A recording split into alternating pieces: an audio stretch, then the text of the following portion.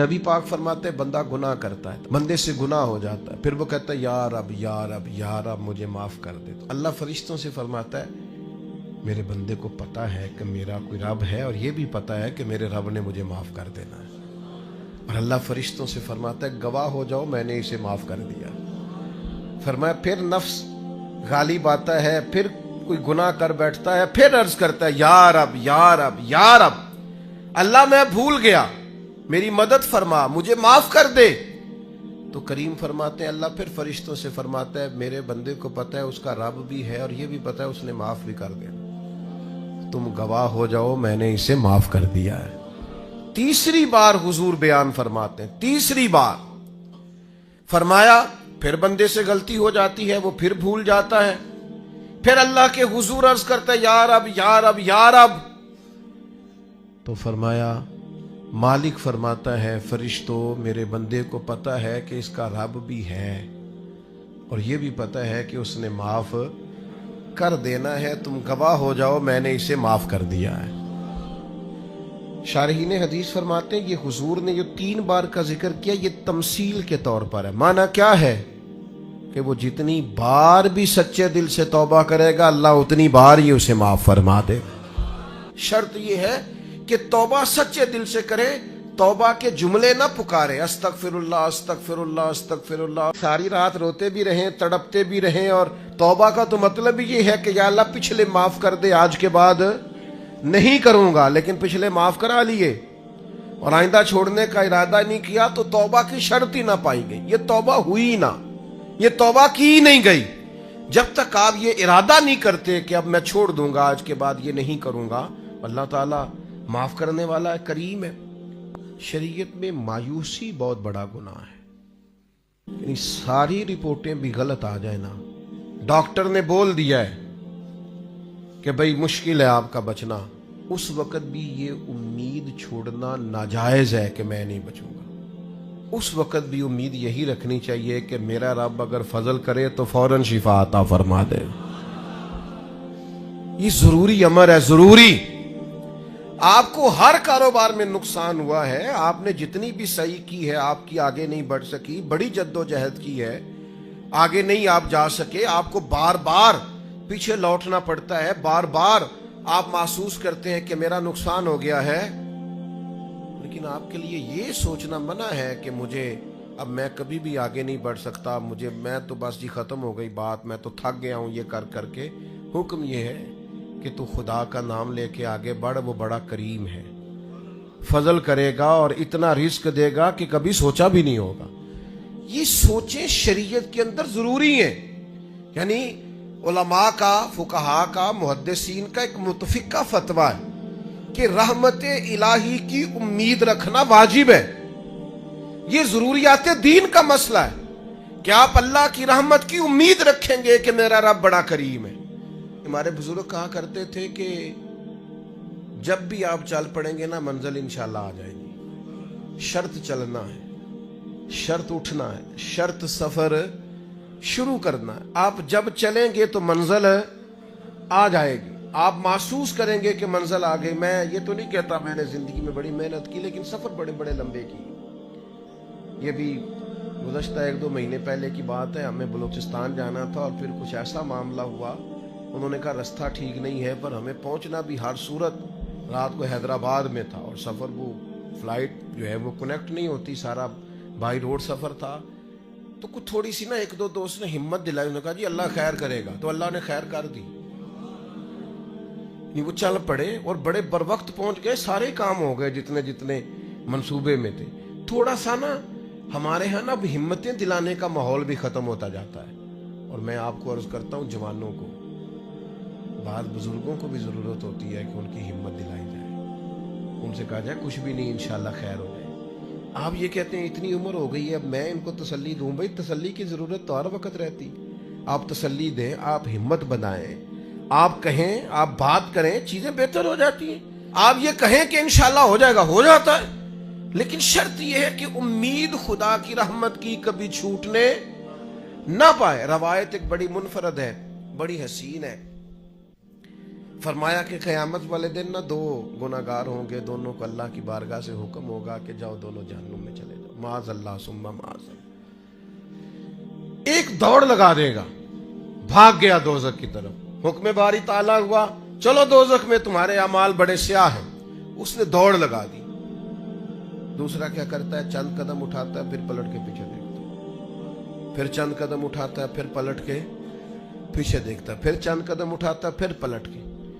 تو دروازہ آ گیا دوزخ کا، اب ایک بھاگ گیا ہے، ایک دبے قدموں آہستہ آہستہ چل رہا ہے۔ کریم مالک نے حکم دیا دونوں کو دوبارہ واپس لاؤ۔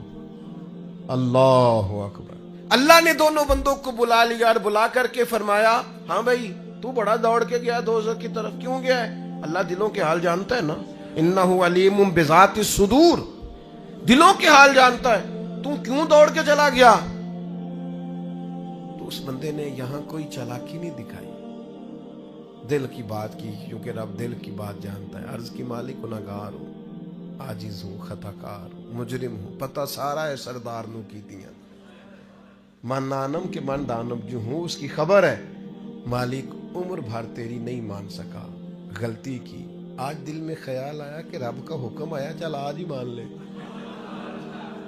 دوڑ گیا ہوں، قربان جائیں، آخری وقت ہے، فیصلہ دوزخ کا ہو گیا ہے۔ اس نے کہا سوچا میں دوڑ گیا، آج تو مانوں اپنے رب کی۔ کریم اسی بات سے راضی ہو گیا، فرمایا بھیج دو اس کو جنت میں، وہ چلو آخر وقت تک کی صحیح، کسی ٹائم ہی صحیح، آخر میں ہی صحیح۔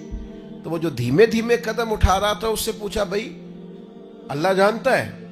پوچھنا لا علمی کی علامت، بھائی تو بڑے آرام آرام سے کیوں جا رہا تھا؟ اس نے کہا مالک میرا یقین تھا میرا رب کریم ہے، میں پلٹ پلٹ کے دیکھتا تھا کہ آواز آ ہی جائے گی، آواز آ ہی جائے گی، آواز آ ہی جائے گی، دوزخ کا دروازہ آ گیا، پر میری تیرے کرم سے امید نہیں ٹوٹی، اور مالک جب میں دوزخ کے دروازے پر پہنچا تو آواز آ ہی گئی، وہ ہو گیا جس کی مجھے امید تھی، آواز کرم آئی۔ تو اللہ نے فرشتوں سے فرمایا جو میری رحمت کی اتنی امید رکھے اسے کوئی دوزخ میں پھینکا جاتا ہے؟ لے جاؤ اسے بھی جنت میں۔ دونوں کو جنت میں ڈال دیا۔ تو آخری دم تک رحمت سے امید چھوڑنی، کوئی کچھ بھی کہہ دے، کتنا بھی کہہ دے، اس کے کرم سے امید چھوڑنی۔ تو ایک درویش گزرے ہیں حضرت ابو الحسن شیبانی رحمت اللہ علیہ، وہ فرماتے ہیں جس شخص کو میں بڑا گناہگار سمجھتا تھا نا، اور بہت سارے لوگ سمجھتے تھے اور واقعی وہ ایسے کام بھی کرتا تھا، فرماتے پھر ایک وقت ایسا بھی آیا کہ اس نے توبہ کی، اور پھر ایسا وقت بھی آیا کہ ریاستیں کر کے ہم سے آگے نکل گیا، اور پھر ایک شام ایسی بھی آئی کہ میں اس سے دعا کرانے پہنچ گیا۔ یہ تو اللہ تعالیٰ کی حکمت ہے، اس کا کرم ہے، کب کسی پر رحمت برکھے۔ حضور فرماتے ہیں تم ایک گناہ کرتے ہو تو جب تک کرتے نہیں لکھا نہیں جاتا، اور کر لیتے ہو تو ایک ہی لکھا جاتا ہے، اور نیکی کا ارادہ کرتے ہو ابھی کی نہیں وہ لکھ دیتا ہے، اور فرمایا جب کر لیتے ہو تو پھر 10 گنا بڑھا کے لکھتا ہے۔ تمہاری زندگی خسارے میں ہوتی، تم محسوس کرتے کہ ہر جگہ نقصان ہی نقصان ہے، لیکن اس نے رحمت کی ہے، تمہاری زندگی کو نفع والی زندگی بنا دیا، تمہارے اوقات میں برکت کر دی، تمہارے لیے بہت ساری جگہوں پہ آسانیاں کر دی ہیں، پھر اعمال میں برکت کر دی، اعمال میں مسلمان ہونے کی نسبت سے اعمال کے اندر اللہ نے برکت کر دی۔ آپ کبھی غور فرمائیں کہ صرف 3 دفعہ سورۃ اخلاص پڑھیں تو پورے قرآن پاک کا ثواب ہے، 1 دفعہ سورہ یاسین پڑھ لیں تو 10 قرآن مجید پڑھنے کا ثواب ہے، آپ 1 دفعہ درود پاک پڑھیں تو 10 رحمتوں کا نزول ہو جاتا ہے۔ تو اللہ تعالیٰ نے اپنی رحمت سے چیزوں کو بڑھا دیا، ان کے اندر اللہ نے اجر کو زیادہ کر دیا، اللہ نے نا ہماری زندگی کے لمحات کو زرخیز کر دیا ہے، کسی کی زمین کو بنجر نہیں رکھا، فرمایا تم نیکیاں بوتے رہنا، 10 گنا سے لے کر 700 گنا تک تمہیں اجر دیا جائے گا، جتنی نیت اچھی اتنا اجر اچھا۔ پھر ایک 5ویں بات جو اس تعلق سے بڑی سمجھنے والی ہے اور قابل غور ہے، وہ یہ ہے کہ اللہ تبارک و تعالیٰ نے ایک اور انعام بھی فرمایا، ایک اور کرم بھی اپنے بندوں پہ کیا ہے کہ بعض چھوٹی چھوٹی نیکیوں سے اللہ راضی ہو جاتا ہے۔ بندوں کو منانا خاصا مشکل کام ہے، کافی سارا پروٹوکول دینا پڑتا ہے اور ساری زندگی دینا پڑتا ہے۔ آپ نے 99 دفعہ بات مانی، ایک دفعہ نہیں مانی تو سامنے والا ناراض ہے۔ ساری زندگی آپ کام آئے، ایک دفعہ معذرت کی تو بگڑ جاتا ہے، وہ کہتا ہے تو نے تو کبھی توجہ ہی نہیں کی، غور ہی نہیں کیا، وہ 90 چکر میں پڑ جاتا ہے۔ آپ کس حد تک جائیں گے؟ اور آپ یقین کریں کہ ذرا اگر آپ نے کسی شخص کو تنبیہ کر دی، آپ کی رائے اس کی رائے سے ٹکرا گئی، وہ جو کہہ رہا تھا آپ نے ہاں میں ہاں نہیں ملائی، آپ نے کہا نہیں میں یہ ٹھیک سمجھتا ہوں، بگڑ جائے گا۔ آپ محسوس کریں گے کہ لوگ صرف اس حال میں راضی ہیں کہ جس طرح کا وہ چاہتے ہیں آپ اس طرح کا بن جائیں، اور یہ ممکن نہیں ہوتا، یہ خاصا مشکل کام ہوتا ہے، لیکن وہ رب بڑا کریم ہے۔ ساری زندگی گناہوں میں گزارنے والی بی بی اور لتھڑی ہوئی اور آلودہ زندگی گزارنے والی اگر کوئی طوائف صرف ایک کتے کو چند قطرے پانی کے پلا دے تو مہربانی کر کے سارے گناہ معاف فرما دیتا ہے۔ یہ چھوٹے چھوٹے اعمال سے راضی ہو جاتا ہے۔ اس لیے نبی پاک علیہ السلام نے تاکید فرمایا تم نے نیکی کو چھوٹا نہیں سمجھنا، پتہ نہیں وہ کس بات سے گویا راضی ہو جائے۔ جو بھی خیر تمہارے ہاتھ آئے اس کو کر گزرو، جس حد تک ممکن ہو تم نیکی کرو، نہ جانے وہ کس بات سے راضی ہے۔ ابن ماجہ میں حدیث ہے، دیگر کتب احادیث میں موجود ہے، قیامت کے دن ایک اللہ کا نیک بندہ جنت میں جا رہا ہوگا تو رستے میں اسے کو روک کے کہے گا حضرت یاد ہے میں نے پانی پلایا تھا آپ کو، وہ یاد ہے نا میں نے وضو کرایا تھا، یا یاد ہے نا میں نے فلاں جگہ پہ فلاں آپ کی خدمت کی تھی۔ تو اللہ کے حبیب علیہ السلام نے ارشاد فرمایا اس ایک عمل کی وجہ سے اور اس نیک آدمی کی سفارش کی وجہ سے اللہ اس گناہگار کو بھی جنت عطا فرما دے گا۔ لیکن شرط یہ ہے کہ نیکی کرتا رہے آدمی۔ دیکھیں نا اللہ کی رحمت بہانہ تلاش کرتی ہے، قیمت نہیں مانگتی، بہانہ تلاش کرتی ہے، تو کوئی بہانہ بنانا چاہیے۔ دل ساڈا ہوندا ہے بہانہ بن جائے، پر بہانہ انج دا بنے کہ کچھ جیک لگے راتوں رات امیر ہوندا۔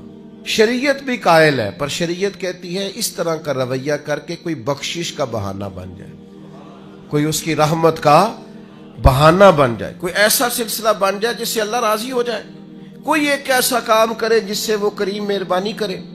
تو میرے بھائی ہر نیکی کے حصول کی کوشش کی جائے، چھوٹی سے چھوٹی نیکیوں کو بھی کبھی چھوٹا سمجھ کے چھوڑا نہ جائے، یہ چیزیں اللہ کی رحمت کا بہانہ بن۔ چھٹی بات، بعض اوقات انسان کی صرف سوچیں ہی اس کی رحمت کا بہانہ بن جاتی ہیں۔ لوگ اچھا بھی تو نہیں نہ سوچتے، گمان کا بھی تو بڑا مسئلہ ہے نا، لوگ سوچتے بھی بڑا خطرناک ہے۔ جو سوچیں ہیں نا، اسلام کے اندر باقاعدہ گمان پر پابندی لگائی گئی ہے کہ اجتنبوا کثیرا من الظن ان بعض الظن اثم، تم نے بری سوچ سے، برے گمان سے بچنا ہے، بعض گمان بھی گناہ ہے۔ سوچوں کو لوگ پابند نہیں کرتے، جو طبیعت میں آتا ہے سوچتے ہیں، اور کوئی ثبوت نہیں ہوتا، کوئی دلیل نہیں ہوتی، ان کے پاس کوئی مضبوط بات نہیں ہوتی، بلا وجہ منفی سوچتے اور میرا سوچتے نہیں، خالی گمان کو ہی وہ اپنا نظریہ بنا لیتے ہیں، عمر بھر ذہن بن جاتا ہے کہ ایسا ہی ہے، خالی گمان، کوئی دلیل نہیں، کوئی وجہ نہیں۔ یعنی ابا جی جو ہیں وہ مجھ سے انفرادی سلوک کرتے ہیں، باقی بھائیوں کے ساتھ ان کا سلوک بڑا اچھا ہے، یہ بس ایک دفعہ سوچ لیا پھر اس کو طے کر لیا، اور دلیل کوئی نہیں۔ یعنی والد صاحب نے جس اسکول میں بھائیوں کو داخل کرایا اس کو بھی اسی اسکول میں ہی ہے، انہوں نے جس جگہ جس مکان میں رکھا باقیوں کو ہے اس کو بھی وہیں رکھا ہے، انہوں نے سارے رویے مشترکہ رکھے، لیکن اس کا ذہن بن گیا ہے کہ میرے ساتھ وہ والا پیار نہیں جو باقیوں کے ساتھ، اور پھر اس کو طے کر لیا اور عمر گزار دی اسی بات پر۔ تو گمان کو ٹھیک رکھنا، سوچوں کو ٹھیک رکھنا، نظریات کو پاکیزہ رکھنا، ہمارا جو گمان ہے نا وہ سیٹ نہیں ہوتا۔ ہمارے ملک میں ایک نا سلسلہ چلتا ہے بدگمانی کا، بے یقینی کا، ٹوٹتی سوچوں کا، بکھرتے خیالات کا، وہ کہہ کے نا کہ ساری دنیا گڑبڑ ہو گئی، تو محسوس ہوتا ہے کوئی بندہ اچھا بچا ہی نہیں، اور نتیجہ یہ نکلتا ہے کہ سوچیں ٹھیک نہیں ہوتی۔ سوچیں ٹھیک ہو جائیں نا، کبھی سوچیں۔ داتا گنج بخش علی حجویری رحمۃ اللہ علیہ نے لکھا ہے کشف المحجوب شریف کے اندر، داتا صاحب فرماتے ہیں کہ ایک شخص پہاڑ پر عبادت کرتا تھا اللہ تعالیٰ کی بنی اسرائیل میں سے، اور بڑا طویل وقت اس نے رب کی عبادت کی. پھر اس سے ایک غلطی ہو گئی، اعتراض کر بیٹھا اللہ کی تخلیق پر کہ یا اللہ یہ پہاڑ نہ بنائے ہوتے تو کیا یہ اچھا ہوتا، معاذ اللہ. وہ بے نیاز ہے، ناراض ہو گیا. اپنے اس وقت کے پیغمبر علیہ السلام کو وحی فرمائی کہ اس سے جا کے کہو تو میری تخلیق پہ اعتراض کرتا ہے، تیرا نام نیکوں کی صف سے کاٹ دیا ہے، نافرمانوں کی صف میں لکھ دیا. بندہ بڑا انوکھا تھا. اور یہ جو بندے کے اندر جذبات پیدا ہوتے ہیں، دراصل یہ بھی توفیق الہی ہوتی ہے. جب آ کے اس سے کہا نا کہ تیرا نام کاٹ دیا ہے تو کہنے لگا حضور کاٹنا اور لکھنا چھوڑیے، یہ بتائیے میرے رب نے میرا نام لیا ہے؟ یعنی میرے رب نے میرا نام لیا ہے؟ میں قربان جاؤں، ذرا پھر سے کہنا ایک دفعہ، میرا نام اس نے لیا ہے، میرے رب نے میرا نام لیا. اور پھر اس کے آنسو چھم چھم گرے.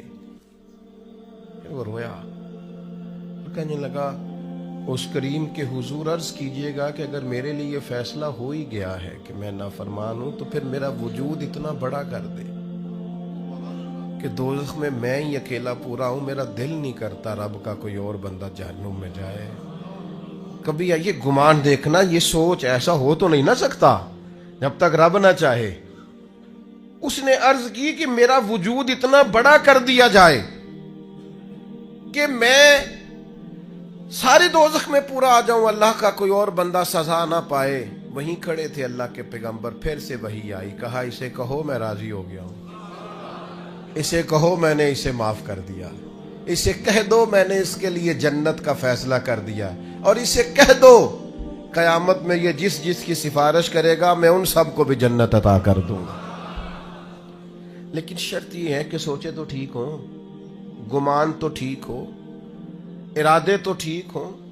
لیکن وہ جیسے میں نے شروع میں عرض کیا نا، ہمارے زمانہ تیز لوگوں کا زمانہ، وہ بڑی زبردست قسم کی منصوبہ بندی کرتے ہیں اور سارا کچھ چالاکی سے حاصل کرنا چاہتے ہیں. اکثر میں دوستوں سے کہا کرتا ہوں کہ پہلے ہم سنتے تھے پرانے بزرگوں سے کہ لوگ اپنے دوسروں کو شیشے میں اتار لیتے ہیں. تو یہ جو ہمارا زمانہ ہے اب تو شیشہ نہیں، اب تو لوگ شیشی میں بھی اتار لیتے ہیں، چھوٹی سی شیشی میں اتار لیتے ہیں، پتہ ہی نہیں چلتا. ایسی زبردست قسم کی لوگ بات سناتے ہیں کہ وہ سمجھ میں نہیں آتی، اور وہ سمجھتے ہیں کہ شاید یہ فن اور یہ بولنا اور یہ جو منصوبہ بندی ہے اور یہ جو میرے ذہن کی تیزی ہے یہ میرا کمال ہے. یہ تو اللہ کا انعام تھا، تو نے مثبت چیز کو منفی جگہ پہ استعمال کر کے ناشکری کی رب کی.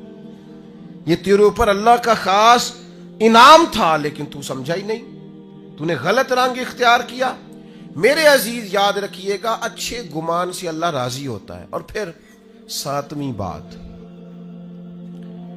بعض دن اللہ نے ایسے رکھے، وہ کہتا چل تو فلاں دن آ جانا. ہم بھی کہتے ہیں نا فلاں دن آ جانا ملاقات ہو جائے، فلاں دن میں فارغ ہوں تو میں آپ سے ملنے آ جاؤں گا. کچھ دن ہوتے ہیں نا خاص، اور کچھ بڑے بڑے تاجر بھی بعض اوقات کچھ آفریں بھی دیتے ہیں. وہ کہتے ہیں جناب آپ یہ والا کام کریں تو ہماری طرف سے پھر یہ آفر ہے، چلو ایسے کر لیں تو ایسے ہو جائے گا. یہ جو لوگ زیادہ ٹریول کرتے ہیں نا، میری طرح کے ہمیشہ کے مسافر، ان کو تو ایئر لائنیں بھی، جہاز بھی کہتے ہیں کہ جناب آپ اس طرح کریں، ہمارے ساتھ آپ یہ کر لیں، ہمارا کارڈ لے لیں، اسی فلائٹ میں سفر کریں، اتنا ڈسکاؤنٹ ہو جائے گا. وہ آہستہ آہستہ چیزیں اور رنگ اختیار کرنے لگتی ہیں. بلا مثال و ملا تشبیہ کائنات کا رب بھی بڑا ہی فضل کرتا ہے. فرماتا ہے جو جمعے کا دن ہے نا، جمعے کا، یہ سید الایام ہے. حضور سید عالم صلی اللہ تعالی علیہ وسلم نے فرمایا جو جمعے کے روز درود پڑھتے ہیں فرشتے مجھ پر فوراً پہنچا دیتے ہیں. یہ خاص دن ہے. اس دن کا ذکر قرآن مجید نے نام لے کے بیان فرمایا، سید الایام ہے. پھر میرے بھائی کچھ مخصوص ایام اللہ نے اپنے فضل سے رحمت کرنے کے لیے بنائے، جن میں سے ایک وقت سحری کا وقت ہے، تہجد کا وقت. وہ جس ٹائم آج کا لوگ موبائل بند کر کے سوتے نہیں، وہ اٹھنے کا ٹائم ہے. دراصل وہ ٹائم جو جاگنے کا ہے، اس ٹائم لوگ سو رہے ہوتے ہیں. اللہ کے حبیب علیہ السلام نے فرمایا جب سحری کا وقت ہوتا ہے تو اللہ تعالیٰ پہلے آسمان پر نزول جلال فرماتا ہے جو اس کی شان کے لائق ہے. سحری کے وقت یعنی پچھلی راتی رحمت رب دی کرے بلند آوازہ.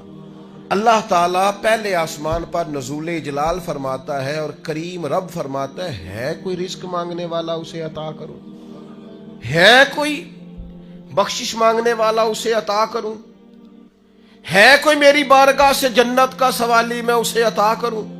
اچھا عجیب بات ہے، جب گیٹ کھلنے کا وقت آیا تو لوگ دروازہ چھوڑ کے چلے گئے، حالانکہ جب عطا کرنے کا ٹائم ہے تو آپ سو گئے، جاگنے کا وقت آیا تو آپ کی آنکھ لگ گئی۔ یہ غافلانہ مزاج ہے۔ نبی پاک علیہ السلام نا نفلوں کے لیے سختی نہیں فرماتے تھے، سختی فرائض کے لیے ہوتی ہے، واجبات کے لیے ہوتی ہے۔ لیکن حضرت فاطمہ رضی اللہ تعالیٰ عنہ بیان فرماتی ہیں سحری کا وقت آتا تو حضور میرے حجرے میں آتے، آواز دیتے اور کئی دفعہ مجھے ہلاتے، کہتے بیٹا اٹھو، یہ سحری کا وقت ہے، یہ رب سے رحمت مانگنے کا ٹائم۔ میں کیسے آپ کی خدمت میں عرض کروں، اب تو صبح جلدی اٹھنا یہ غریب ہونے کی علامت۔ اٹھو، کبھی غور کرو، دیکھو کہ کچھ ایسے بھی رب کے عاجز بندے ہیں جو فجر کی نماز بھی جا کے اس منڈی میں پڑھتے ہیں جہاں سے انہیں امید ہے کہ میرا رب اس کے وسیلے سے رزق عطا کرے گا۔ سویرے اٹھتے ہیں، اٹھا جا سکتا ہے، یہ ہوتا ہے۔ تو سحری کا وقت ایک ایسا وقت ہے جس میں اللہ راضی ہوتا ہے۔ کیا کریں، کس طرح قوم کو سمجھائیں، کیا رویہ اختیار کریں؟ میں کبھی کبھی دوستوں سے کہتا ہوں میرا دل نہیں کرتا بعض باتیں کرنے کو، محسوس ہوتا ہے کہ یار یہ تو زیادہ ہی آگے چلے گئے، لیکن کبھی کبھی مجھے فیل ہوتا ہے کہ ابھی تک ہماری قوم اس بات پر بھی تیار نہیں ہو سکی کہ کھانا کھانے سے پہلے بسم اللہ شریف پڑھنے کی عادت بنائی جائے۔ مجھ سے ناراض نہ ہونا، آپ پڑھتے ہوں گے، لیکن میں اپنا نظریہ عرض کر رہا ہوں کہ اب اس کے لیے کوئی پی ایچ ڈی کرنے کی ضرورت ہے؟ یہ کوئی مسئلہ ایسا ہے کہ جس کے لیے فقہ کی 4 کتابیں پڑھیں گے تو سمجھ میں آئے گا کہ کھانا کھانے سے پہلے بسم اللہ؟ تو جو قوم، یعنی بالکل بنیادی اور ضروری بات ہے کہ آپ کھانے سے پہلے بسم اللہ پڑھ لیں، اور میرا خیال ہے یہ بچے کو ویسے ہی آتی ہے۔ ہو سکتا ہے جس کو با کی پہچان نہ ہو، سین کی پہچان نہ ہو، میم کی پہچان نہ ہو، الف کی اور لام کی پہچان نہ ہو، ہا کی پہچان نہ ہو، اسے ویسے ہی آتی ہو، زبانی یاد ہو گئی ہو، لیکن عادت کس نے بنانی ہے؟ مزاج کس نے بنانا؟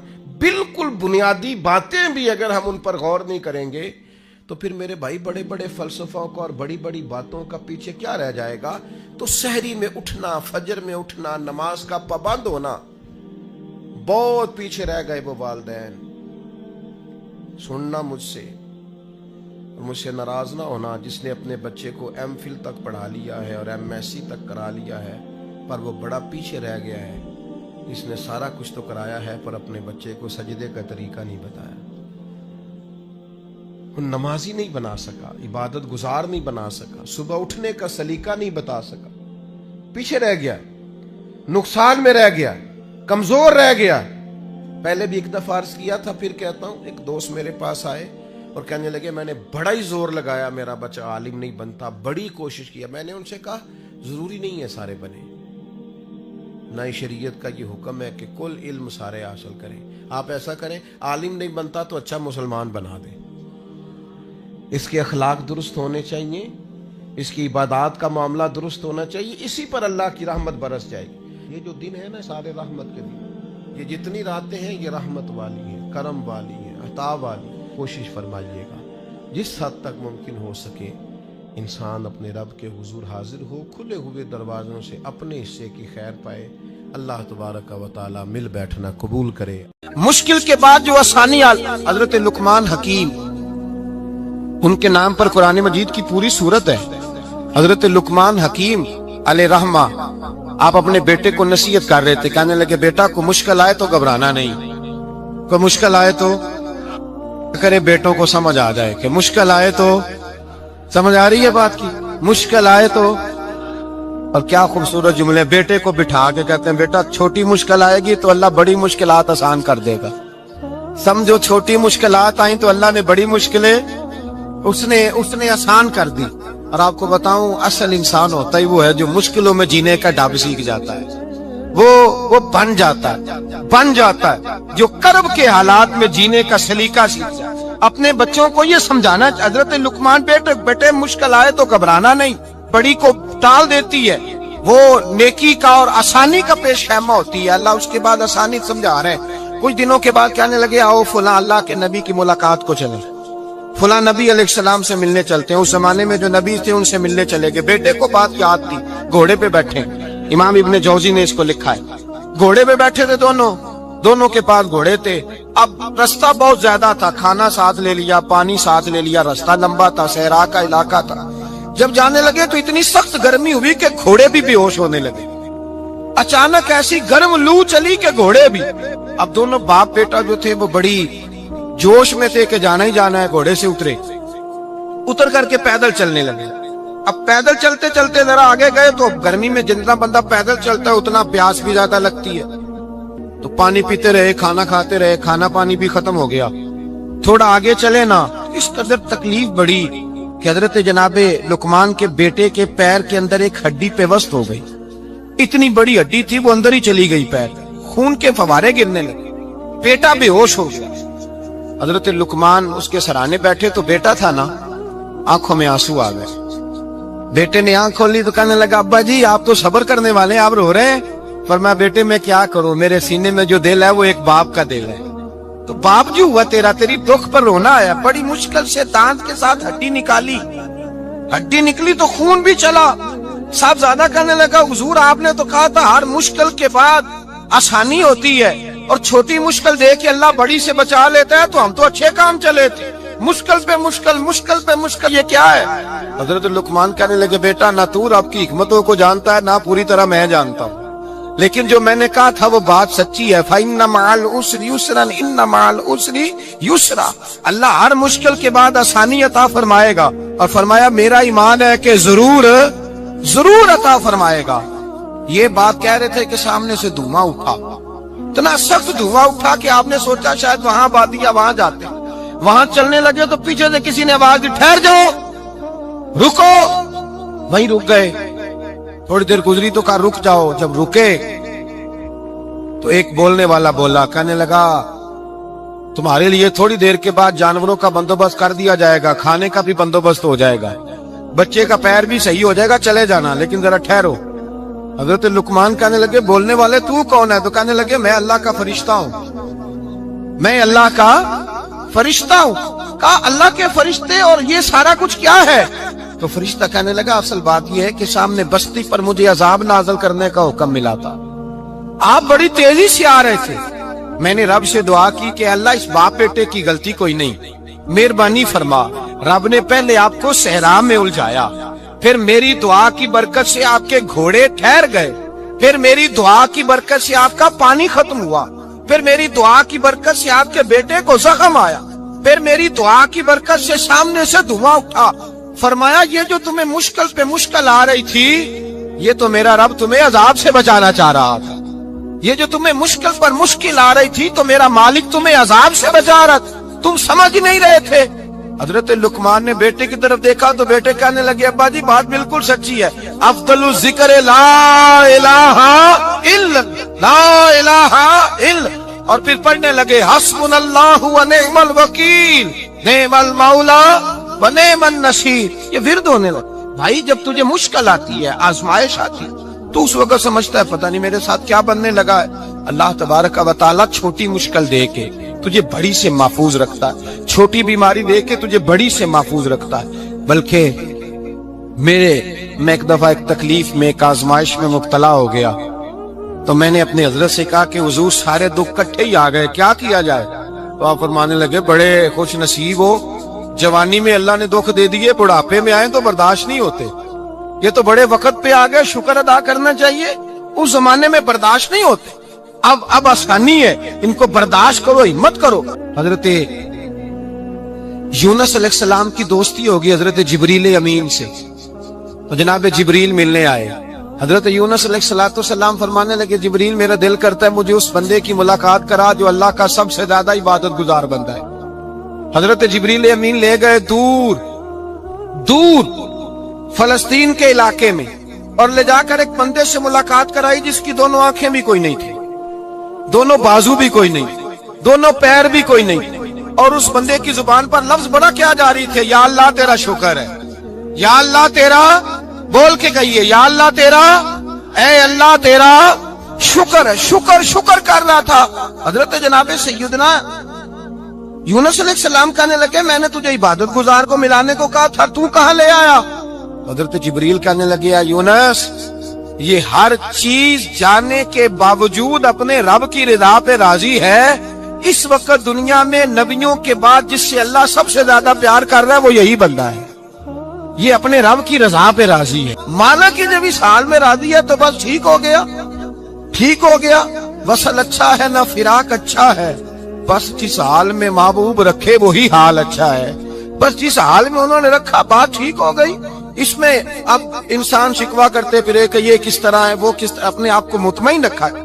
میرے بھائی یاد رکھیں، آزمائشیں تکلیفیں آپ کو بڑا کرنے کے لیے آتی ہیں۔ ہم آزمائش کو برا جانتے ہیں، دکھ کو برا جانتے ہیں، دکھ تو بڑے پیارے ہوتے ہیں، یہ رونے کا سلیقہ سکھاتے ہیں، یہ اللہ کو منانے کا طریقہ سکھاتے ہیں، یہ مسجد میں جانے کا۔ وہ جو سکھی بندہ ہے نا، سکھی، مجھے ایک صاحب کہنے لگے دو قسم کے لوگ مدینے سے آتے ہیں، مدینہ شریف پوچھنے لگے، کہنے لگے حضرت جی دو قسم کے بندے ہیں، کچھ واپس جاتے ہوئے تڑپ رہے ہیں، کچھ تصویریں کھینچ رہے ہیں رخصتی کے وقت، فرق کیا ہے؟ تو میں نے کہا وہ جو تصویریں کھینچ رہا ہے وہ امیر آدمی ہے، اسے پتا ہے کہ میں پھر ٹکٹ لے لوں گا، مہینے کے بعد پھر آ جاؤں گا، اور یہ مدینہ چھوڑتے ہوئے تڑپ رہا ہے، یہ کوئی غریب ہے، یہ کہہ رہا ہے پتہ نہیں دوبارہ موقع ملے کہ نہ ملے، یہ دکھی ہے، یہ آزمائش میں دکھی۔ سکھی بندہ تو مکے جا کے نہیں روتا، وہاں بھی کھڑا ہے ڈٹ کے کھڑا، دکھی کوئی نہیں تو روئے کیسے، روئے کیسے؟ دکھیے دی گل دکھیا ہی جانے، دکھیے دی گل، کیا خوبصورت لفظ ہے میاں صاحب کی، اور لفظوں میں حسن دیکھے کہنے لگے دکھیے دی گل دکھیا ہی جانے تے سکھیے نو کی خبراں، تے یار جنہاں دے موت نے مارے روندے نہیں تک تک قبراں۔ یہ مشکل مرحلہ ہوتا ہے، جب انسان تکلیف پہ ہوتا ہے پھر اسے احساس ہوتا ہے، اور تکلیف والے کو ہی تکلیف والے کی تکلیف کا احساس ہوتا ہے۔ جب آپ کو اللہ مشکل دیتا ہے تو سمجھ لے رب آسانی دینا چاہ رہا، جب تیز دھوپ آتی ہے تو سمجھ لے اللہ گرم ہوا گزار کے ٹھنڈی بارش برسانا چاہ رہا، اور جب چاروں طرف سے گھٹن ہو، پنجابی میں کہتے ہیں گما لگ جائے، تو پھر سارے بول کے کہتے ہیں اب جو طوفان آئے گا وہ سخت ہی آئے گا۔ کمزور باتیں کرنی چھوڑ دیں، مایوسی کے جملے اپنی زندگی سے نکال دیں۔ ہم مسلمان ہیں، آپ بیمار ہو گئے ہیں تو یہ بھی خدا کا فضل ہے، گناہ معاف ہوں گے۔ اگر اللہ تعالیٰ نے فقیر بنا دیا، غریبی آ گئی ہے تو یہ بھی فضل ہے، امیروں سے پہلے جنت میں جائیں گے۔ اگر اللہ تبارک و تعالیٰ نے کسی جگہ آپ کو مکان نہیں دیا اور دوسرے کو دے دیا ہے تو آپ وہ لوگ ہیں جو عظیم سنت ادا کر رہے ہیں سیدنا بلال حبشی کی۔ اگر کسی جگہ کوئی کمزوری آ گئی ہے، کوئی پیچھے رہ گئے ہیں تو یہ خدا کا فضل ہے۔ اللہ تعالیٰ نے چاہا ہمارے لیے جو فیصلہ تو ہم اس پہ راضی ہیں، لیکن اپنی زندگی میں اور شکوے اتنے بڑھا لیے، ہم نے اتنے بڑھا لیے کہ لوگوں سے شکوے کرتے کرتے رب رسول سے بھی شروع کر دیے۔ غلام بھی کبھی شکوہ کرتا ہے، آقا کا بھی شکوہ ہوتا ہے، بندہ بھی کبھی شکوہ کرتا ہے، رب کا بھی شکوہ ہوتا ہے، یہ بھی کبھی ہوتا ہے۔ آپ نہ مانے پر یہ شکوہ ہے کہ میں بڑے ڈاکٹروں کے پاس گیا ہوں آرام نہیں آیا، نہ مانے پر یہ شکوہ ہے میں نے کبھی کسی کو ستایا تو نہیں پر میرے حالات نہیں ٹھیک ہوتے۔ آپ نہ مانے پر یہ شکوہ ہے کہ فلانے کے پاس دولت زیادہ ہے، اس نے پتہ نہیں وہ آگے نکل گیا اور میں پیچھے رہ گیا، نہ مانے پر یہ شکوہ ہے۔ کس سے کر رہے ہو؟ رب رسول سے؟ او ہس بولے تے او دی مہربانی، اساں تے لاڈ ہی لڑاونے نے۔ کس سے شکوہ کر رہے ہو؟ خدا کے بندو، غلام غلامی کرتے ہیں، شکوے کرتے ہیں کوئی؟ میں نے سنا ہے، مجھے پکا نہیں پتا، میں نے سنا ہے کہ ہوا تیز ہو تو جہاز کی سپیڈ لوگ بڑھا دیتے ہیں، مخالف سمت اگر ہوا تیز ہو تو جہاز کی سپیڈ، یعنی وہ اگر تیز چل رہی ہے تو ادھر سے بھی تیز چلے گی تو اس کا سینہ ذرا جلدی چیرا جائے گا اور آگے بڑھے گی۔ صبر اور استقامت، اگر آپ نے زندگانی میں آگے بڑھنا ہے، ان دو چیزوں کا وجود آپ کے ساتھ ہونا بڑا ہی ضروری ہے۔ ہمارے مزاجوں میں بڑی جلدی بے صبری آ جاتی ہے، پائے سے بات نہیں ہوتے، کسی بات میں ٹھہراؤ نہیں ہوتا، طبیعت کے اندر وہ والا مزاج نہیں ہوتا جو انسان کو آگے لے کے چلتا ہے، جو اس کو آگے بڑھاتا ہے۔ اگر آپ نے آگے بڑھنا ہے تو پھر ذرا آپ میں کہ مزاج میں ٹھہراؤ ہونا چاہیے۔ پھر ذرا تھوڑا سا سکون ہونا چاہیے. میرے رسول کریم علیہ السلام کی خدمت میں ایک شخص نے عرض کیا تھا یا رسول اللہ صلی اللہ تعالی وسلم مجھے کوئی ایسی نصیحت کر دے کہ پھر مجھے کسی اور سے پوچھنے کی ضرورت نہ رہے. تو حضور نے ایک ہی جملہ کہا, فرمایا جب تو نے کہا نا کہ اللہ میرا رب ہے پھر ڈٹ جا, پھر اس پہ ڈٹ جا, پھر کھڑا ہونا سی. جب آپ میں استقامت ہوتی ہے, صبر ہوتا ہے. دیکھیں حالات جب بگڑے تو انہیں صحیح ہونے میں ٹائم لگتا ہے کہ فوراً ٹھیک ہو جاتے ہیں. آپ بیمار ہو گئے, تکلیف ہوئی, کوئی آپ کو بیماری لگ گئی, آپ ڈاکٹر صاحب کے پاس گئے, انہوں نے آپ کو دیکھا, ٹریٹمنٹ کی, پھر دوائیاں لکھیں, پھر انہوں نے آپ کو کہا کہ آپ کو 1 ہفتہ یا 1.5 ہفتہ دوائی کھانی ہے. یہ ایک شربت کی شیشی ہے, یہ ایک بوتل ہے, یہ ایک سیرپ ہے, 1 چمچ صبح 1 شام, اور پورا ہفتہ آپ نے استعمال کرنا ہے. اب آپ تو کہہ رہے تھے کہ میں نے ابھی ٹھیک ہونا ہے گھنٹے کے بعد, تو سارا نہ پی لوں, سیرپ سارا نہ پی لوں ابھی, اور 1.5 ہفتے کی دوائی ابھی نہ کھا لوں, تھوڑی تھوڑی کر کے بھی تو کھانی ہے نا, ساری کٹھی نہ کھا لوں, ہو جائیں گے ٹھیک؟ کیا خیال ہے آپ کا؟ نہیں ہوں گے. کیوں؟ اس لیے کہ جس ترتیب سے ڈاکٹر نے آپ کو بتلایا ہے آپ کا وجود اسی ترتیب سے اسے قبول کرے گا. آپ کا جو وہ مرض ہے وہ اسی ترتیب سے بہتر ہوگا جس ترتیب سے ڈاکٹر نے, طبیب نے, حکیم نے آپ کو بتلایا ہے. اسی مرتب ترتیب سے آپ نے اس کو دوا کو استعمال کرنا ہے, تو اسی ترتیب سے وہ سارے معاملات ٹھیک ہوں گے. اب آپ کا تو منشا تھا کہ میں نے سویرے فوراً اٹھنا ہے اور میں نے دوا کھانی ہے تو میں نے فٹافٹ ٹھیک ہو جانا ہے. تو بھئی یہ آپ کی منشا تو ہے, لیکن حکمت کا تقاضا یہ نہیں ہے. حکمت کا تقاضا یہ ہے کہ آپ کو 1 گولی کھانی ہے, 1 چمچ سیرپ کا پینا ہے, آپ کو مناسب پرہیز کرنا ہے, اس کے بعد جا کے آپ کی طبیعت ٹھیک ہوگی. لیکن اگر آپ کا یہ پروگرام بن گیا ہے کہ نہیں میں نے تو شام کو ہی ٹھیک ہونا ہے, تو یہ ممکن ہے نہیں ہے. اس کے لیے آپ کو ذہنی طور پر تیار ہونا چاہیے. آپ کو سمجھنا چاہیے کہ بہت ساری چیزیں ایسی ہوتی ہیں جنہیں وقت دینا پڑتا ہے, بہت سارے حالات ایسے ہوتے ہیں جنہیں ٹائم دینا پڑتا ہے. وہ اپنے وقت پر جا کے چیزیں درست ہو جاتی ہیں. لیکن ہم چاہتے ہیں کہ ہم ابھی کریں, سویرے کریں, شام کریں. وہ کئی دفعہ صحیح کرنے کی بجائے ماحول کو ہم خراب کر لیتے ہیں. انہیں وقت دیں, انہیں ٹائم دیں, انہیں موقع دیں. لیکن جو بندہ صبر ہی نہ کر پائے, جو صبر ہی نہ, جو کہ جی بڑی دور سے آیا ہوں, بڑی دیر ہو گئی, بڑا ٹائم ہو گیا, کب جا کے مسئلہ حل ہوگا, وہ جو آپ نے بتایا تھا وہ تعویذ کب اثر کرے گا, وہ دعا کب قبول ہوگی, وہ فلانا معاملہ کب. بھئی یہ ڈیٹ تو آپ کو رب رسول ہی دے سکتے ہیں. بندہ تو کوئی اطلاع ہی دے گا, پیغام ہی دے گا, دعا ہی کرے گا. اگر زندگی میں حوصلہ ہی نہیں ہوگا, اگر آپ کو یہ قرار ہی نہیں آئے گا, ٹھہرنا ہی نہیں آئے گا کسی میدان میں. دیکھیں کچھ ایسی اذیتیں ہوتی ہیں جو اذیت ناک ہوتی ہیں, لیکن اگر غلامی میں آ جائے نا آپ تو وہ اذیت ناک نہیں ہوتی. اس چبن میں مزہ آنے لگتا ہے. کئی درد بھی مزیدار ہوتے ہیں, کئی درد بھی, کبھی زخم ٹھیک ہونے پہ آ جائے نا تو اسے چھیڑو تو مزہ آتا ہے, اس لیے کہ کچھ درد بھی مزیدار ہوتے ہیں. آتش سے کسی نے کہا تو روتا بڑا ہے, اس نے کہا محبوب کی یاد میں تڑپتا ہوں, ابھی تو 1 دل ہے, میرے تو خواہش تھی کبھی 2 ہوتے نا تو صحیح کر کے تڑپتا. رب نے دل 1 بنایا, کہتا وہ مزہ دیا ہے تڑپ نے کہ میری آرزو ہے یا رب, میرے دونوں پہلوؤں میں دل بے قرار ہوتا. درد میں بھی مزہ ہے, پر شرط یہ ہے کہ لوگ درد میں بھی جینا سیکھیں. ہم نہ آرام میں جینا چاہتے ہیں, پنکھے کے نیچے جینا چاہتے ہیں. کاش کہ ہمیں صحرا میں بھی نیند کا مزہ لینے کا طریقہ آئے, پھر زندگی کے سارے راستے آسان ہیں, پھر اقرار بھی مشکل نہیں. لیکن چونکہ حوصلہ نہیں, صبر نہیں, وہ والا قرار نہیں جو ایک مسلمان سے رب رسول کا مطالبہ ہے. حدیبیہ کے موقع پہ نا نبی پاک صلی اللہ علیہ وسلم نے جو شرطیں کافروں کے ساتھ طے کی تھی نا, حضور نے نور بصیرت سے کی تھی نا, تو انہی شرطوں نے پھر فتح کے باب کھول دیے. ان فتحنا لک فتحا مبینا. ایک شرط یہ تھی کہ اگر کوئی مسلمان مدینے سے مکے آئے گا تو مکے والے واپس نہیں کریں گے, رکھ لیں گے. پھر غور کریں, کوئی مسلمان اگر مدینے سے مکے آئے گا تو مکے والے واپس نہیں کریں گے. اور اگر کوئی بندہ مسلمان اپنے آقا کی مرضی کے بغیر مسلمان ہو جائے اور وہاں سے وہ مدینے آئے گا تو حضور پناہ نہیں دیں گے.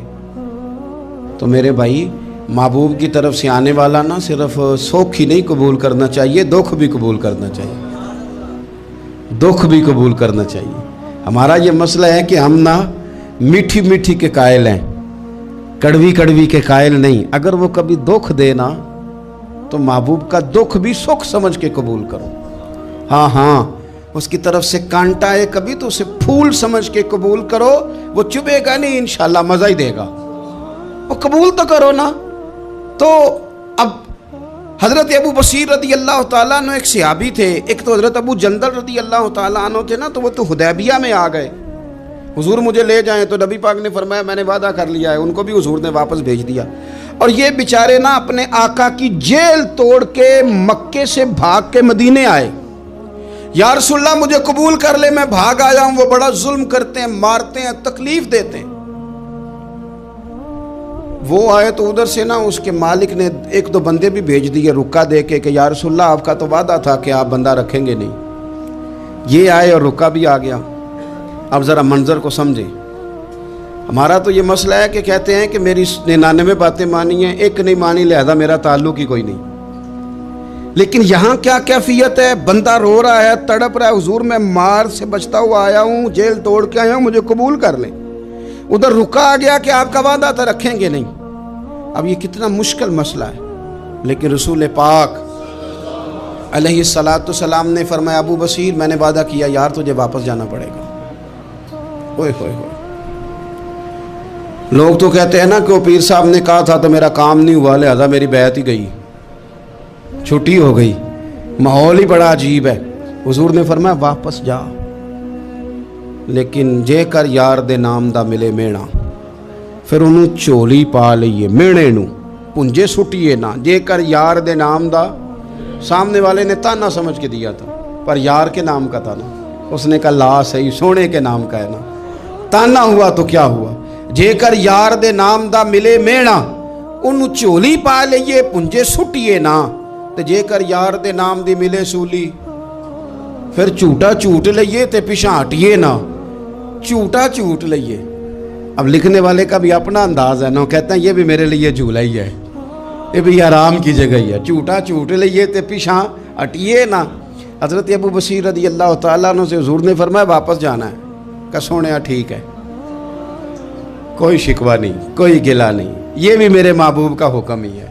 और क्या बात है, मेरे नबी वादों के पक्के हैं। क्या बात है, हुजूर ने जो कहा करके दिखाया। कहते हैं मैं वापस जा रहा था, एक दो बंदे साथ थे, जब मदीने की हद गुजर गई ना, हुजूर ने तो कहा था ना मदीने में पनाह नहीं देनी, तो मैंने उससे कहा यार तलवार बड़ी सोहनी है, जरा दिखाना। उसने दिखाई तो एक की मैंने गर्दन काट दी, दूसरा वैसे ही भाग गया। और भाग के हुजूर के पास आया जी, उसने तो मार दिया। तो सरकार फरमाने लगे मैंने तो वादा पूरा किया था ना, तुमसे नहीं संभाला गया तो मामला तुम्हारा है। अब हज़रत अबू बसीर रज़ी अल्लाह ताला अन्हु वापस आए, अर्ज़ की हुजूर अब मेरे लिए क्या हुक्म है। हुजूर ने फरमाया मियाँ हुक्म वही है, मदीने में हम नहीं रख सकते तुम। मदीने में सहाबा थे ना, हुजूर की बातों से खुशबू लेते थे, मदीने में नहीं रख सकते। हज़रत अबू बसीर कहते हैं मैं मदीने की सरहद से निकल गया, उस जगह चला गया जो ना मक्के की रियासत में था ना मदीने की। एक मकाम ईस था जहाँ मीठे पानी के कुएं थे, वहाँ रहने लगा। हजरत अबू जंदल को पता चला कि एक नया ठिकाना बन गया, वो भी जेल तोड़ के आ गए। 70 बंदे आ गए, वहाँ से काफिले गुजरते थे काफिरों के, ये भी मुसलमानों को तंग करते थे। अगर मक्के से कोई काफिला गुजरता था तो हमने भी इनको पकड़ा, काफिर का माल माले गनीमत असबाब बन गया। और वो जब काफिला लेके आते थे तो डरे होते थे, और इनको तो सताया था ना। कहते हमें सताया बड़ा था, हम तो इनकलाबी बन गए थे, हम तो रख लेते ना, बड़ी मिन्नत करते, बड़ी जान मुश्किल से छुड़ाते। 70 बंदे हो गए, फिर 300 हो गए। तब वो बशीर कहते हैं दुनिया मदीने जाती थी लेकिन हम तड़पते थे, हम तड़पते थे। रोत लंघ गई है फिर बाहर आंदी ते अज चिट्ठियां मदीने आईयां नहीं। हम तड़पते थे कि यार कोई मौका मिले, रोज रात को रोते तड़पते। 300 इनकलाबियों का जत्था सब्र से बैठा है मदीने की सरहद पे, अंदर आने की इजाजत नहीं, पर गुलामी में रोज इजाफा हो रहा। सब्र देखो, गुलामी में रोज इजाफा होता है। तंग आ गए काफिर, पहले बड़ी डींगे मारते थे कि देखो हमने कैसी शर्त मनवाई है, कैसी शर्त मनवाई है। کہ ان کا بندہ آئے گا تو ہم واپس نہیں کریں گے، ہمارا جائے گا تو انہیں کرنا پڑے گا. پھر اتنے تانگ آئے کہ خود آ کے کہنے لگے حضور مہربانی کریں یہ شرط تو ختم کریں اور ان 300 کو تو مدینے بلائیں، مہربانی فرمائیں. حضور بڑے خوش ہوئے. آج غلاموں کے نام پیغام لکھا، غلاموں کے نام پیغام لکھا، چٹھی لکھی حضور نے. چٹھی کس چیز کی لکھی؟ آ جاؤ یار مدینے آ جاؤ. چٹھی آئی مدینے آنے کے لیے. حضرت ابو بصیر کے نام چٹھی گئی، آ جا یار مدینے، آ جا تیرے نام پیغام سب لائی ہے سرکار نبی سے، اور آیا ہے بلاوا مجھے دربار نبی سے. پیغام آیا. حضرت ابو بصیر اتنے بیمار تھے کہ نزع کا عالم تھا، لیکن اس عالم میں بھی انتظار تھا. اس آخری ویلے اکھیاں میریاں رات تکنائے تیرا، تیرا تے سجنا کچھ بھی نہیں جانا. یہ پا جاویں ایک پھیرا تے سر میرے تے آن کھلویں تے پھر پردہ رہ جائی میرا. سوکھا نکلے صاحب ظہوری یہ ویخ لوے مکھ تیرا. حضرت ابو بصیر کو نہ وہ رکا گیا. حضور کی چٹھی گئی تو یوں چٹھی پڑی. حضور نے فرمایا آ جانا، رستہ کھل گیا ہے، تو آ جا. کھل گیا رستہ. دعا فرماؤ مدینے کے رستے کھل جائیں. کرو نا یار دعا مدینے کے رستے کھل جائیں. کچھ ایسے ہیں جنہوں نے سارے دکھ سنانے ہی مدینے جا کے ہوتے. کچھ لوگ ایسے ہیں جن کے دل اور کلیجے پھٹنے کو آ گئے. دعا کرو رستے کھل جائیں. حضور نے فرمایا آ جا تیرا راہ کھل گیا. حضرت ابو جندل کہتے ہیں میں سرانے کھڑا تھا، حضرت ابو بصیر کے خط پڑھا، مسکرائے، اشارے سے کہنے لگے کہ دیکھ میرے نبی کا خط ہے، حضور کی چٹھی میرے نام آئی ہے، پڑھنا. کہ میں نے بھی پڑھی. پہلے روئے، پھر کلمہ پڑھا، پھر میرا ہاتھ تھاما، روح ہی پرواز کر گئی. ہمیشہ کے لیے، ہمیشہ کے لیے. وہ ظاہری جسم کے ساتھ تو مدینے نہ پہنچے، پر قبر میں گئے تو مدینے والے کی زیارت نصیب ہو. قبر میں حضور کی زیارت نصیب ہو گئی. قبر میں حضرت ابو جندل کہتا ہے میں نے جنازہ پڑھا، اور اسی مقام پہ جہاں انہوں نے انتظار کیا تھا نا، وہ مقام میں انتظار ان کا مزار بنا. مزار کے ساتھ مسجد بنی. مسجد کا نام مسجد ابو بصیر رکھا گیا. انہوں نے اس انتظار میں جان دے دی، پر صبر کیا، شکوہ نہیں کیا. ہم نا ٹائم نہیں دیتے، ہمیں جلدی بڑی ہے. کاروبار ٹھیک ہو جائے تو شام کو ہو جائے، بچہ تندرست ہو جائے تو پھر شام کو ہو جائے، مخالفین ٹھیک ہو جائیں تو شام کو ہو جائیں. ہمارے سارے کام شام سے پہلے پہلے، بلکہ جو ولی بننا چاہتا ہے وہ بھی کہتا ہے 1.25 گھنٹے میں بنا دو، لیٹ نہ کرو. کیونکہ بہت سارے تو کہتے ہیں یہ ایک نظر کریں. میں نے کہا آپ کوئی عمل بھی کریں نا، آپ تھوڑی محنت بھی کریں نا. کہتے ہیں ایک نظر کریں. ہمارے درویش کہا کرتے تھے کہ آج کل مرید کہتے ہیں نہ نماز پڑھاؤ، نہ روزہ رکھاؤ، نہ وظیفہ کراؤ، نہ کوئی اور کام کراؤ، سانو ایویں ہی بخشاؤ. تو بھئی اللہ نے خود 5 نمازیں فرض کی ہیں، رمضان کے روزے فرض کیے ہیں، زکوٰۃ فرض. تو جب اللہ نے ذمہ داریاں لگائی ہیں تو پھر کون ہے جو بغیر ذمہ داریوں کے آگے جائے؟ ہم وقت نہیں دینا چاہتے. ہمارے اندر جو حوصلے کی کمزوری ہوتی ہے، ہمارے اندر جو وہ ایک بہت بڑا معاملہ ہوتا ہے کہ کسی بھی طریقے سے یہ معاملہ ختم ہو، کسی بھی طریقے سے شفا ہو، جلد از جلد ہم اس بات سے نکلیں، تو یہ بات ہماری درست نہیں ہے. ہمیں وقت دینا چاہیے. حضرت سیدنا عاصم بن ثابت بن قیس بخاری میں بھی موجود ہے، اور بھی بہت ساری کتب میں یہ روایت موجود ہے. حضرت عاصم بن ثابت بن قیس رضی اللہ تعالیٰ عنہ، آپ نے نا جنگ احد میں بڑی دلیری کے ساتھ آپ لڑے تھے. 2 لوگوں کو آپ نے قتل کیا تھا، مصافے اور حارث کو. ان کی والدہ سلافہ بنت سعد، سلافہ بنت سعد بڑی مالدار عورت تھی، بڑی تیز تھی. اس نے قسم کھائی تھی کہ میرے 2 بیٹے چونکہ حضرت عاصم بن ثابت نے قتل کر دیے. اس نے قسم کھائی تھی کہ میں نا معاذ اللہ انہیں قتل کراؤں گی اور ان کی گردن اترواؤں گی اور ان کی کھوپڑی میں شراب بھر کے پیوں گی.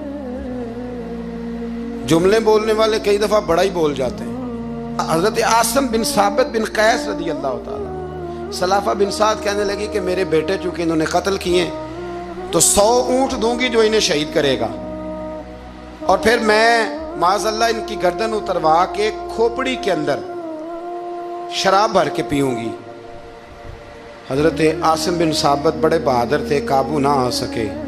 काफिरों ने एक चाल चली कि मदीने से कुछ मुबल्लिग मांगे तबलीग करने के लिए।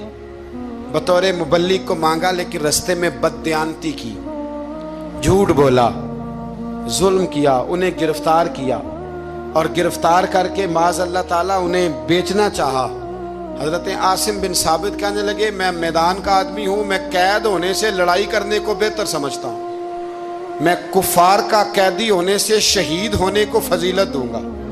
तलवार निकाल ली, लेज़े निकाल लिए, लड़ने लगे। अब अकेला आदमी और सामने दर्जनों बीसियों लड़ने वाले, सबका रुख जब उन्हीं की तरफ हुआ तो हज़रत आसिम बिन साबित बिन कैस रदी अल्लाह ताला अन्हु समझने लगे अब शहीद हो जाऊंगा। तो आपने एक दुआ मांगी, कहने लगे, ऐ अल्लाह मेरे बदन की हिफाजत करना, ऐ अल्लाह मेरे वजूद की हिफाजत करना, गोया मेरी लाश की ये बेहुरमती ना करे, अल्लाह हिफाजत करना। शहीद कर दिए गए। जैसे ही आप शहीद हुए तो वहां तो मन्नत ये थी ना, माज़अल्लाह के गला काटेंगे और माज़अल्लाह खोपड़ी में शराब पिएंगे। उन्होंने दुआ कर दी, या अल्लाह हिफाजत करना। आप सब भी दुआ करें, या अल्लाह हमारी हिफाजत फरमा, ऐ अल्लाह दुनिया में भी हिफाजत फरमा, कब्र में भी हिफाजत फरमा, हासिदों से, शरीरों से, मुफसिदों से, ऐ अल्लाह हिफाजत करना। ये दुआ फरमाई।